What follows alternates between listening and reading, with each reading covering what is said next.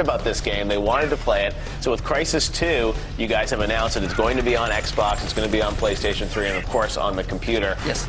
And the difficulty comes from the challenges and from the quality we set to ourselves.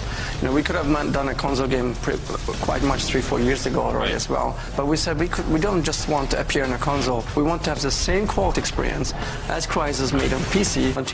Give actually a character arc. In Crysis 1, we had the nanosuit as a toolkit. You know, you were playing Nomad as a character to tell a story on an arc where the nanosuit transforms over time. A Predator, play like a superhero, play like a tank. Now we're supporting that fully in Crysis 2 through the default implementation of what the nanosuit has to offer. So do you have the same 4 powers people can use in Crysis 2? You have all the same powers that you had in Crysis 1. They're all there, but they're combined already together for you in certain ways. The ability to run fast and jump, we put those together. That's on the base nanosuit by default. You still have the ability to cloak and you still have armor, but then even those are expanded further out to push the core away. So this is nanosuit. So, you know, beyond just stealth, when you're in stealth mode, there's a lot of things that support the way that you play, extra nanosuit powers. One of the big things that we're doing in Crysis 2 that wasn't in Crysis 1 is we allow you to customize the nanosuit. So what we're not doing, it's not about paint schemes or color or anything like this, it's meaningful changes to the suit. So you imagine you have like some modules that you can turn on and choose what you're doing. Much in the same way in Crysis 1 we allowed you to customize your weapon. You can do the same with the nanosuit. So if you want to play in a stealthy style, midstream? Yeah, you can change on the fly. So what we think players will be doing when they use the nanosuit this time around is they'll look at the gaming landscape, you know, the area that the enemies are in, and then much like in the original Crysis, how people would change, like put a grenade launcher on or change a scope or something like this to change their weapon, they'll look at the same problem and go, okay, well, how can I optimize the nanosuit to do the same thing? Play like a sneaky guy and sneak around and stab people in the back and play, you know, more like a ninja or a silent killer. You can play that way. But if you want to jump right into huge action and have grenades and rockets and explosions going off around you and survive, you know, 8 people shooting you at once, then you can do that as well. So are you going to have a lot of vertical gameplay in this game? That would be a boring thing to do. There wouldn't be much interesting things to do.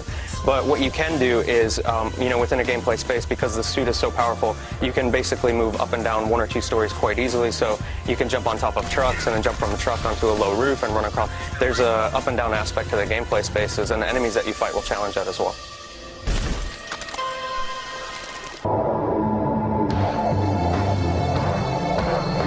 Access pass to Crysis 2, which is coming out later this year for the consoles and PC. And I'm here with Nathan, who's the executive producer of the game. Now, this Crysis.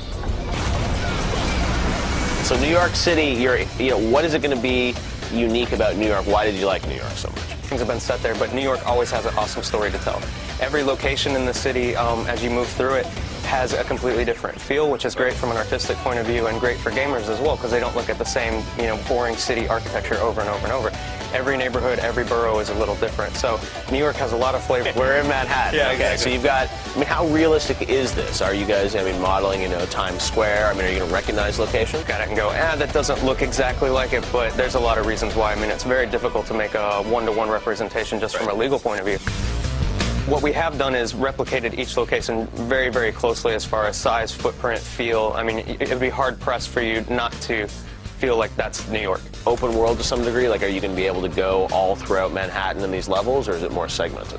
It's segmented much in the way Crysis 1 was. So in Crysis 1, you had gameplay space. We'll do the same with New York, and we have our own way of making that happen, but yeah. So the footage we're seeing tonight, it looks like we're in the Wall Street area of New York? Yeah, definitely. The game is set, this level of the game is set in the Wall Street area of New York.